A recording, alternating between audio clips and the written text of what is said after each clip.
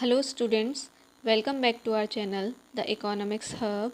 Students, आज हम discuss करेंगे चैप्टर सेकंड का पार्ट थर्ड, जो कि क्लास 10th इकोनॉमिक्स का है। तो इससे पहले हम इस चैप्टर के 2 पार्ट्स को डिस्कस कर चुके हैं, जिसमें हमने फर्स्ट पार्ट में ये डिस्कस किया था कि प्राइमरी, सेकेंडरी और टर्जरी सेक्टर क्या होता है, उसका इंट्रोडक्शन। और जो सेकेंड पार्ट था उसमें हमने डिस्कस किया था कि कैसे हम इन तीनों सेक्टर्स के टोटल प्रोडक्शन को ऐड करते हैं। तो आज का जो हमारा थर्ड पार्ट होगा, इसमें हम डिस्कस करेंगे कि इंडिया में प्राइमरी, सेकेंडरी और टर्जरी सेक्टर की क्या कंडीशन है, क्या पोजीशन है और क्या उसमें चेंज आया है। तो आइए स्टार्ट करते हैं आज का video. Primary, secondary and टर्जरी sector in India, यानी आज हम इंडिया में इनकी सिचुएशंस के बारे में स्टडी करेंगे। तो इस चीज़ को डिस्कस करने के लिए हमको क्या करना पड़ेगा, एक ग्राफ है वो देखना पड़ेगा, जो कि हमारा नेक्स्ट पेज पे है, जो कि हमारे 1973 और 2013 इन 2 सालों के डाटा को शो कर रहा है, जिसको कि हम कंपेयर करेंगे। ठीक है, इनके थ्रू हम कंपेयर करेंगे तीनों सेक्टर्स में क्या चेंज आया है इस चीज़ को। तो आइए पहले इस ग्राफ को देख लेते हैं। तो ये हमारा ग्राफ है जो कि क्या शो कर रहा है, GDP by primary, secondary and टर्जरी sector, यानी प्राइमरी, सेकेंडरी और टर्जरी सेक्टर में कितना जीडीपी है, कितना प्रोडक्शन है 1973 और 2013 में। ठीक है, तो देखो जो हमारा प्राइमरी सेक्टर है वो ब्लू से, जो ब्लू कलर है उससे शो हो रहा है। सेकेंडरी सेक्टर हमारा रेड कलर से शो हो रहा है और टर्जरी सेक्टर हमारा ग्रीन कलर से। ठीक है, तो ये है प्राइमरी, ये है सेकेंडरी और ये है टर्जरी। उसके बाद अब हमें क्या देखना है कि अगर हम 1973 की बात करें तो उस टाइम पे हमारा जो प्राइमरी सेक्टर है उसमें बहुत कम जीडीपी होती थी, बहुत कम प्रोडक्शन होता था। अप्रॉक्सीमेटली 2,50,000, 2.5 लाख के करीब इसमें अगर देखें तो, क्योंकि 5 लाख यहाँ से स्टार्ट हो रहा है और ये इसके मिड में है। ठीक है, लेकिन अगर इस चीज़ को हम अगर अब देखें 2013-14 में, तो हम क्लियरली बोल सकते हैं कि हमारा जो जीडीपी है वो इंक्रीज़ हो रहा है प्राइमरी सेक्टर में, यानी प्राइमरी सेक्टर का जो प्रोडक्शन है वो इंक्रीज़ हो रहा है। लेकिन कितना इंक्रीज़ हो रहा है, कुछ 8 लाख के करीब हो रहा है। ठीक है, सॉरी 80 लाख के करीब हो रहा है। ठीक है, क्योंकि ये 1 करोड़ है। तो सिंपली हम बस ये बोल सकते हैं कि इंक्रीजमेंट हो रहा है। अब सेकेंडरी सेक्टर देखो, तो सेकेंडरी सेक्टर में भी पहले बहुत कम पार्ट होता था, बहुत कम इसका इन्वॉल्वमेंट होता था। लेकिन अब अगर हम बात करें तो इसका इन्वॉल्वमेंट जो है सेकेंडरी सेक्टर का वो काफ़ी इंक्रीज़ हुआ है। ठीक है, अब सबसे इम्पॉर्टेंट जो चीज़ आती है वो क्या है कि सबसे ज़्यादा कौन सा सेक्टर इम्प्रूव हुआ है, सबसे ज़्यादा कौन से सेक्टर में डेवलपमेंट हुआ है, तो वो हुआ है हमारा टर्जरी सेक्टर में। ठीक है, क्यों हुआ है ये भी हम डिस्कस करेंगे। तो यहाँ पे हमने क्या चीज़ें देखी मेन, कि हम अगर पुराने टाइम से आज के टाइम को कंपेयर करें तो हमारे जो तीनों सेक्टर्स हैं उन तीनों सेक्टर्स में डेवलपमेंट हुआ है, इन तीनों सेक्टर्स में प्रोडक्शन हुआ है। कितना हुआ है वो बात की बात है, सबसे पहले बस हमें यही देखना है कि तीनों में डेवलपमेंट हुआ है, कोई भी ऐसा सेक्टर नहीं है जहाँ पे डेवलपमेंट ना हुआ हो। ठीक है, तो अब क्यों हुआ है ये, इस डेवलपमेंट का रीज़न क्या है। देखो हमारी जो टेक्नोलॉजीज़ हैं उनमें इम्प्रूवमेंट हुआ है, हमारी जो नॉलेज है, अवेयरनेस है, उसमें इम्प्रूवमेंट हुआ है, मशीनरीज़ में इम्प्रूवमेंट हुआ है, और हमारी जो एस्पिरेशंस हैं, हमारी जो नीड्स हैं, उनमें इम्प्रूवमेंट हुआ है। तो जिसकी वजह से हमको प्रोडक्शन को इम्प्रूव करना पड़ा और उसकी वजह से हमारा जो प्रोडक्शन है वो इंक्रीज़ हुआ। ठीक है, तो ये रीज़न्स थे इन सेक्टर्स में इंक्रीजमेंट के।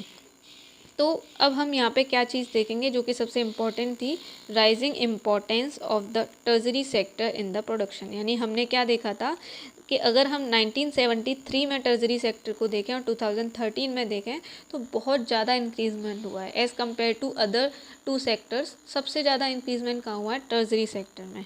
ठीक है, तो अब यहाँ पे बात आती है कि ये सेक्टर जो है वो क्या हो गया है, हमारा लार्जेस्ट प्रोड्यूसिंग सेक्टर हो गया है। यानी पूरे इंडिया में जो सबसे ज़्यादा प्रोडक्शन होता है वो किस सेक्टर में होता है, हमारा जो सर्विस सेक्टर है, जिसको कि हम क्या बोलते हैं, टर्जरी सेक्टर। ठीक है, तो सबसे ज़्यादा इंक्रीजमेंट या सबसे ज़्यादा जो प्रोडक्शन है वो किस में हो रहा है, टर्जरी सेक्टर में। अब एक क्वेश्चन अराइज होता है दैट ऐसी क्या चीज़ें हुई, ऐसे क्या रीजंस हुए जिसकी वजह से हमारा जो टर्जरी सेक्टर है वो इतना इम्पोर्टेंट हो गया। तो यहाँ पे कुछ रीजंस हैं जिनको कि हम डिस्कस करेंगे। तो हमारा फर्स्ट रीज़न है कि किसी भी कंट्री के लिए कुछ बेसिक सर्विसेज होती हैं जिसकी नीड होती है। यानी चाहे वो कंट्री कितना भी पुअर हो या रिच हो, कोई फ़र्क नहीं पड़ता, लेकिन कुछ बेसिक चीज़ें हैं जिनकी नीड सबको होती है। जैसे एक ह्यूमन बीइंग को फूड, शेल्टर, क्लोथिंग की नीड होती है, ये उसकी बेसिक नीड होती है। ऐसे ही किसी भी कंट्री की कुछ बेसिक नीड्स होती हैं। अब वो बेसिक नीड्स कौन सी हैं?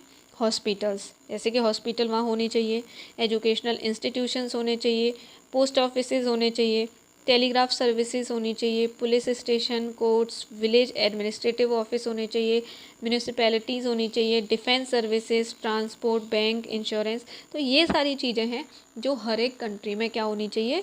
मौजूद होनी चाहिए, ठीक है। और इन सर्विसेज को हम क्या बोलते हैं? Basic services. अब ये बेसिक सर्विसेज कौन से सेक्टर में आ जाएंगी? सिंपल सी बात है, हमारा जो सर्विस सेक्टर है यानी जो टर्जरी सेक्टर है उसके अंदर आ जाएंगी, ठीक है। अब बात आती है इसमें इंक्रीजमेंट क्यों हुआ, ठीक है ना। तो अगर हम पिछले अपने कुछ सालों से अब कंपैरिजन करें, यानी आज से 20 साल पहले और अब कंपैरिजन करें, तो हमारा जो इंडिया है वो मोस्ट पॉपुलेटेड कंट्रीज़ में आ चुका है, सेकंड पोजीशन पे आ गया है। यानी जब हमारी पॉपुलेशन इंक्रीज़ हो रही है तो ये जो बेसिक सर्विसेज हैं इनकी नीड भी क्या हो रही है? हाई हो रही है, ठीक है। यानी जब ज़्यादा लोग होंगे तो ज़्यादा स्टेशंस की, ज़्यादा कोर्ट्स की, ज़्यादा स्कूल्स की, ज़्यादा हॉस्पिटल्स की नीड होगी। तो इसलिए पॉपुलेशन इंक्रीज़ होने के साथ साथ इन बेसिक सर्विसेज की नीड हो रही है, उनको इंक्रीज़ किया जा रहा है, और इसकी वजह से हमारा जो टर्जरी सेक्टर है उसका प्रोडक्शन या उसका इन्वॉल्वमेंट राइज हो रहा है। तो ये था हमारा फर्स्ट रीज़न। अब सेकंड रीज़न क्या है कि हमने उस ग्राफ में क्लियरली देखा कि हमारे जो दोनों सेक्टर्स हैं, प्राइमरी सेक्टर और सेकेंडरी सेक्टर, दोनों में क्या हो रहा था? इंक्रीजमेंट हो रहा था। तो जब दोनों सेक्टर्स में प्रोडक्शन में इंक्रीजमेंट हो रहा है तो ऑब्वियसली हमें वहाँ पे जो ट्रांसपोर्ट सर्विसेज हैं, ट्रेड और स्टोरेज सर्विसेज हैं, या जो बैंकिंग सर्विसेज, इंश्योरेंस सर्विसेज हैं, इनकी नीड भी ज़्यादा होगी। क्योंकि हमने हमारे फर्स्ट पार्ट में ये डिस्कस किया था जब हम इंट्रोडक्शन डिस्कस कर रहे थे कि जो सर्विस सेक्टर है वो इन दोनों सेक्टर्स के, प्राइमरी और सेकेंडरी सेक्टर के डेवलपमेंट में हेल्प करता है, ठीक है। तो इसलिए जब प्रोडक्शन ज़्यादा हो रहा है तो इन सब चीज़ों की नीड ज़्यादा होगी, और इसकी वजह से भी जो हमारा टर्जरी सेक्टर है उसमें इंक्रीजमेंट होगा। तो ये दूसरा रीज़न था। अब तीसरा रीज़न क्या है कि जब इन तीनों सेक्टर्स में हमारा जो प्रोडक्शन है वो इम्प्रूव हो रहा है, जीडीपी इंक्रीज़ हो रही है, इट मीन्स एम्प्लॉयमेंट बढ़ रहा है, और जब एम्प्लॉयमेंट बढ़ रहा है तो इनकम लेवल राइज हो रहा है। और जब किसी भी पर्सन का इनकम लेवल राइज होता है तो उसकी जो नीड्स होती हैं ना वो भी क्या हो जाती हैं? इंक्रीज़ हो जाती हैं, ठीक है। यानी अब वो पहले से ज़्यादा चीज़ों की डिमांड करता है, अब वो ज़्यादा सर्विसेज को इन्जॉय करता है। तो इसलिए हमारे कंट्री में अब क्या हो रहा है? इनकम लेवल राइज हो रहा है। सीधी सी बात है, ये तो सबको पता है। पुराने टाइम से अगर हम अब की बात करें तो सबका जो इनकम लेवल है इंक्रीज़ होता जा रहा है। तो जब इंक्रीज़ हो रहा है इनकम लेवल तो इससे क्या है? कुछ ऐसी सर्विसेज हैं जिनकी डिमांड ज़्यादा हो रही है, जैसे कि ईटिंग आउट। यानी अब जब आपके पास पैसा ज़्यादा होता है तो आप आराम से रेस्टोरेंट्स में जाके खाना खाते हो, ठीक है, इंजॉय करते हो खुद को, टूरिज़्म, ट्रिप्स वगैरह पे जाते हो, शॉपिंग करते हो, प्राइवेट हॉस्पिटल्स। अगर आपके पास पैसा है तो आप किसी गवर्नमेंट हॉस्पिटल में ना जाके प्राइवेट हॉस्पिटल में जाओगे, प्राइवेट स्कूल में जाओगे, प्रोफेशनल ट्रेनिंग्स ज़्यादा लोगे। तो इन सब से क्या होगा? कौन सा सेक्टर इम्प्रूव करेगा? कौन से सेक्टर में सबसे ज़्यादा इम्प्रूवमेंट होगा? टर्जरी सेक्टर में, ठीक है। तो ये भी रीज़न है टर्जरी सेक्टर के राइज़ होने का, क्योंकि इनकम लेवल राइज़ हो रही है और लोगों की जो सर्विसेज की नीड्स हैं वो भी राइज़ हो रही हैं, ठीक है। फोर्थ है कि हमारे कुछ पास्ट डिकेड्स में, यानी कुछ 20-30 साल में क्या हो रहा है? कुछ ऐसी टेक्नोलॉजीज़ हैं या कुछ ऐसी न्यू सर्विसेज हैं जिनकी डिमांड बहुत ज़्यादा इंक्रीज़ हो गई है, ठीक है, जो कि आजकल हर बच्चे पे मिल जाती है, like information and communication technology. यहाँ पे हम बात कर रहे हैं मेनली जो हमारे मोबाइल फ़ोन हैं, ठीक है, कंप्यूटर्स हैं, लैपटॉप हैं, और जो हमारा इंटरनेट है, इन सब चीज़ों की। तो आपने ये क्लियरली देखा होगा कि अगर हम आज से 20 साल पहले की बात करें तो बहुत कम लोगों पे उस टाइम पे मोबाइल फ़ोन्स और इंटरनेट हुआ करते थे, लेकिन अगर हम आज की बात करें तो हर पर्सन ऐसा है, मतलब हर 3 या 4 में से 1 पर्सन या 2 पर्सन तो ऐसा होगा जिसके पास कोई ना कोई तरीके का मोबाइल फ़ोन होगा, ठीक है। और बहुत सारे लोग ऐसे हैं जो कि इंटरनेट यूज़ कर रहे हैं। तो ये सब जो सर्विसेज इम्प्रूव हो रही हैं, ये जो इन्फॉर्मेशन टेक्नोलॉजी का जो एरिया है वो स्प्रेड हो रहा है, तो इससे कौन सा सेक्टर बढ़ रहा है? टर्जरी सेक्टर, ठीक है। तो ये 4 रीज़न थे जिनकी वजह से हमारा टर्जरी सेक्टर बढ़ रहा है। पहला, बेसिक सर्विसेज बढ़ रही हैं पॉपुलेशन की वजह से, इसलिए बढ़ रहा है।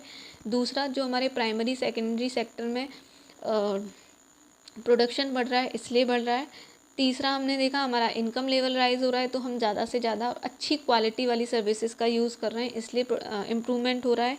और फोर्थ हमने देखा कि हमारी कुछ न्यू टेक्नोलॉजीज़ हैं, इंफॉर्मेशन और कम्युनिकेशन टेक्नोलॉजी, जिनका इम्प्रूवमेंट बहुत ज़्यादा हो रहा है, जिनमें बहुत ज़्यादा डेवलपमेंट हो रहा है और इसकी वजह से हमारा टर्जरी सेक्टर हाई हो रहा है। ठीक है, तो ये सारी चीज़ें थी। अब हम बात करते हैं where are most of the people employed, यानी share of sectors in GDP. इस ग्राफ में हम क्या देखेंगे कि कितना परसेंट शेयर जो है इन सेक्टर्स का जीडीपी में जा रहा है, यानी कितना परसेंट ये लोग प्रोडक्शन कर रहे हैं, प्राइमरी सेकेंडरी और टर्जरी सेक्टर। ठीक है, सो अगर हम 1973 की बात करें तो जो प्राइमरी सेक्टर है वो कितना शेयर कर रहा है, यानी उसका कितना शेयर है जीडीपी में, 40%। लेकिन अगर हम अब की बात करें तो इसका जो शेयर है वो क्या होता जा रहा है, डिक्रीज़ हो रहा है, यानी केवल अब 11 या 12% के समथिंग इसका शेयर रह गया है। तो यहाँ पे हमने क्या देखा, प्रोडक्शन जो है यानी जो शेयर है जीडीपी में वो लो होता जा रहा है। ठीक है, as compare to our past times.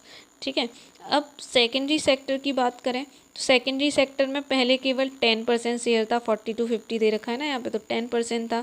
लेकिन अब क्या है, वो इंक्रीज़ हो गया, 10% से 30 से कुछ एबव चला गया, यानी 20% इंक्रीज़ हो गया। तो जो सेकेंडरी सेक्टर है वो भी शेयर कर रहा है अच्छी तरीके से, मतलब उसका शेयर जो है वो भी इंक्रीज़ हो रहा है। लेकिन सबसे ज़्यादा किसका इंक्रीज़ हो रहा है भाई, अभी हमने पढ़ा टर्जरी सेक्टर में ज़्यादा इम्प्रूवमेंट हो रहा है, तो इसलिए शेयर भी कौन से सेक्टर का ज़्यादा होगा, टर्जरी सेक्टर का। तो आप देख लो यहाँ पे कम था और यहाँ पे ज़्यादा हो रहा है।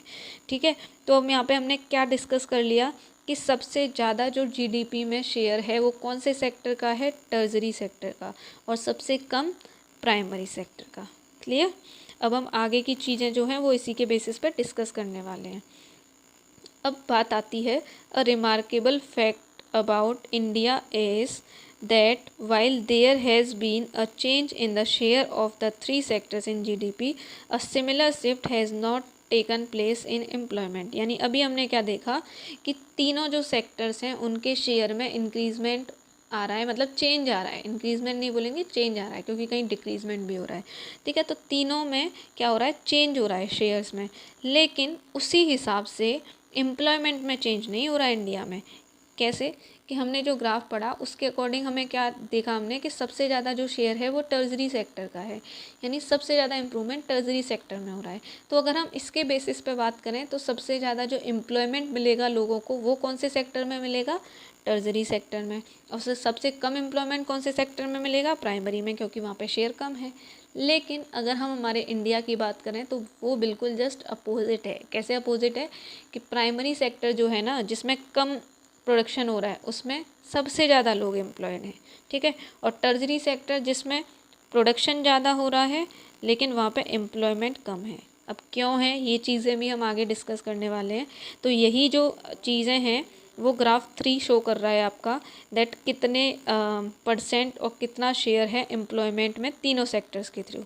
ठीक है, तो ग्राफ 3 देखते हैं, share of sectors in employment, यानी कौन से सेक्टर में कितना शेयर है। तो अगर हम प्राइमरी सेक्टर की बात करें तो प्राइमरी सेक्टर में पहले कितना शेयर था एम्प्लॉयमेंट में, 74%। यानी पुराने टाइम में 74% लोग ऐसे थे जो कि प्राइमरी सेक्टर में एम्प्लॉयड थे, लेकिन अब कितने हैं, 49%। ठीक है, इस शेयर में तो थोड़ा सा डिक्रीजमेंट हुआ, लेकिन अभी आगे देखना समझ आएगा कि 11% लोग जो है पहले के टाइम पे वो सेकेंडरी सेक्टर में एम्प्लॉयड थे, और अब 24।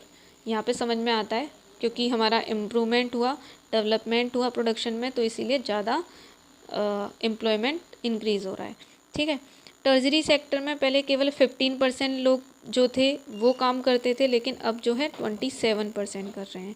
लेकिन यहाँ पे एक चीज़ है जो कि हम देख रहे हैं कि प्राइमरी सेक्टर जो है उसका प्रोडक्शन तो काफ़ी कम हो गया, शेयर काफ़ी कम हो गया, तो फिर भी इन तीनों सेक्टर्स में सबसे ज़्यादा जो एम्प्लॉयमेंट है वो प्राइमरी सेक्टर में क्यों है, क्योंकि अगर ऐसा होगा तो फिर तो थोड़ी प्रॉब्लम है ना।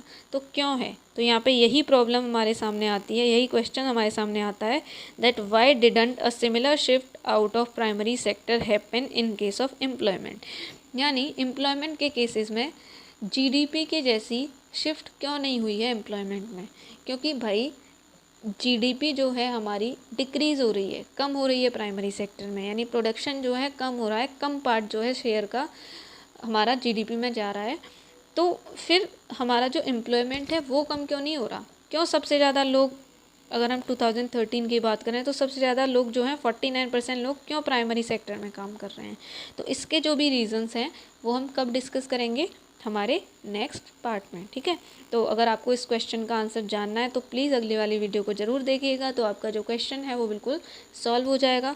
तो जल्दी उस वीडियो के साथ हम आएंगे उस वीडियो को लेके। तो आई होप आपको ये जो एक्सप्लेनेशन है वो समझ आई हो। तो अगर वीडियो अच्छी लगी हो तो प्लीज़ लाइक कीजिएगा, अपने फ्रेंड्स के साथ शेयर कीजिएगा, चैनल को सब्सक्राइब कीजिएगा, ताकि आपका जो ये क्वेश्चन है ना इसका आंसर आपको नेक्स्ट पार्ट में मिल सके, ठीक है। तो मिलते हैं अगली वीडियो में, तब तक के लिए thank you, have a nice day, keep learning, keep growing, bye bye.